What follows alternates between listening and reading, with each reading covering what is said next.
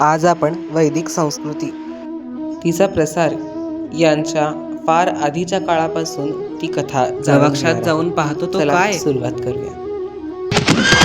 राजा राणी आश्चर्याने म्हणाला, माझ्या प्रसादाजवळ अनेक अश्वांच्या टापांचा आणि खिंकाळण्याचा ध्वनी.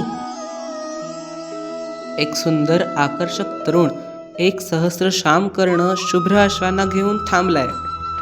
सोबत त्याचे 5-25 मित्र पण आहेत. साधे सुधे आश्रमवासी निर्भयतेने उभे होते. राजानं रुचिकांना मिठी मारली.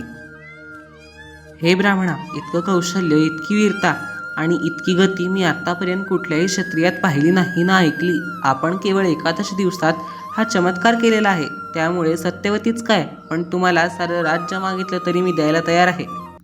मला राज्याचं काय करायचंय राजन? आपण दिलेली अट मी पूर्ण केली आहे. हा चमत्कार आपण एकादश दिवसात कसा केलात ऋषिकुमार? प्रेमानं सर्व काही होतं महाराज. माझ्यासोबतचे हे सर्वजण गंगेचे पुत्र आहेत. त्यांसह असलेला हा समाज भागीरथी गंगेला आई समान मानतो. माझीही गंगेवर श्रद्धा आहे. महाराज, आपण विचारलत मी हा चमत्कार कसा केला. हा चमत्कार नाही, आपली अट समजल्यावर मी गंगेच्या किनारी आलो. तिथे गंगा तीर्थ आचमन करून घेतलं. मग जलसुक्त म्हटलं. माझा निश्चय आणि मागणी गंगेला सांगून गंगेला संकल्प जल अर्पण केलं. आत यावं, राजन म्हणाले. रुचिकांचं त्याकडे लक्ष नव्हतं. भागीरथीने माझा निश्चय पूर्ण केला, माझा संकल्प पूर्ण केला महाराज. या गंगा किनाऱ्यावरील मानवी समाजात माझ्या पित्याप्रमाणे माझाही संचार असतो. मी यांच्यात औपनिषदीय विचार भरले. त्यांनी मला प्रेम दिलं व त्याच प्रेमाचं एक पुष्प म्हणजे हे भूमीला खोर न टेकू देणारे एक सहस्त्र श्यामकर्ण अश्व.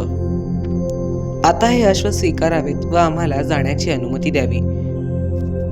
पण राजाच्या सैनिकांना काय हे अश्व आवरेनात. आपण सत्वर माझ्या मातापितांशी बोलण्यास यावं व विवाह प्रस्ताव पुढे सरकवावा.